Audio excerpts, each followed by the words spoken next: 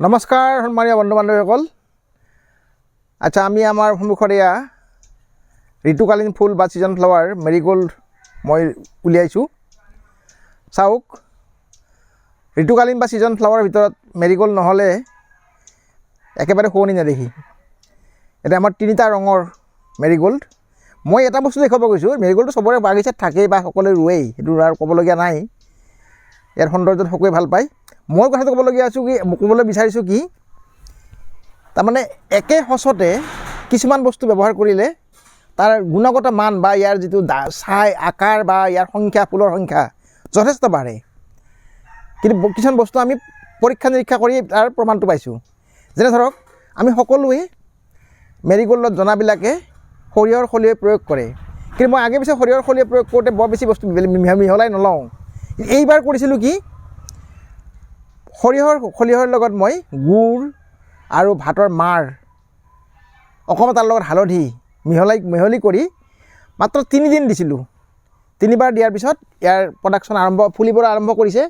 এয়া চাওক, কি চাইজ চাওক, কি সুন্দৰ সুন্দৰ ডাঙৰ ডাঙৰ একেবাৰে নাৰ্জী ফুল। এইটো সচ মই আগতেও ৰুইছোঁ, কিন্তু ইমান ডাঙৰ হোৱা নাছিল। এয়া চাওক, এইটো বেলেগ ৰং, এইটো বেলেগ ৰং, গোটেইবিলাক ডাঙৰ হৈছে। এইবিলাক কি ডাঙৰ ডাঙৰ হৈছে, এইবিলাক ডাঙৰ হৈছে। আৰু সংখ্যাৰ ফালে চাব, মই এতিয়া হিচাপ কৰিছোঁ 1 2 3 4 5 6 7 8 9 10 11 12 13, প্ৰায় 15টামান ইয়াতে ফুল ফুলিব। আৰু ইয়াৰ পলিথিন বেগটো দেখিছে, এইটো আপোনাৰ 1 ফুটো নহয়, 8 আৰু 6 মান হ'ব। এইটো বেৰটোতো 6 মান হ'ব, আৰু দীঘলটো 8 হ'লেও আমি সম্পূৰ্ণকৈ মাটি নিদিওঁৱেই।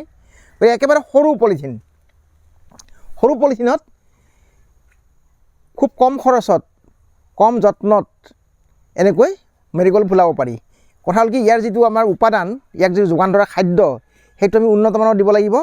মাটিখিনি বালিয়হীয়া মাটিৰ লগত পচন সাৰ, গোবৰ সাৰ মিলাই লৈ ৰোৱাৰ পিছত আমি আৰু বেলেগ একোৱে দিব নালাগে।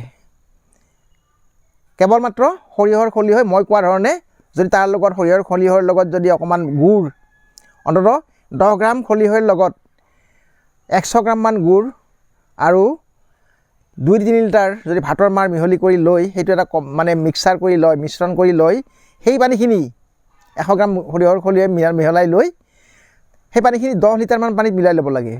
লৈ আপুনি যদি এবাৰ সুন্দৰকৈ গোটেই তিয়াই পেলাই আধা লিটাৰমানকৈ দি দিয়ে গুড়িত এটা পলিথিন বেগত, এবাৰ 3বাৰ দিলে হ'ল মাত্ৰ ছিজনটোত।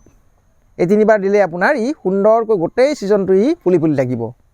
গতিকে আমাৰ কৌশলটো আপোনালোকৰ দাঙি ধৰিলোঁ, আৰু আমি জনাত নিজৰ নিজৰ প্ৰয়োগৰ কৌশলবিলাক যদি কৃতকাৰ্য হয়, তেতিয়া আনৰ লগত ভগাই ল'লে আনেও উপকৃত হয়। আৰু সেই উদ্দেশ্যে আমি আমাৰ কৌশলটো আমি কি কৰিছোঁ বা কেনেকৈ কৰিব পাৰি, সেইটো আপোনালোকৰ দাঙি ধৰিলোঁ। গতিকে মন্তব্যৰে আমাক উপকৃত কৰে বুলি আশা কৰিলোঁ। ধন্যবাদ।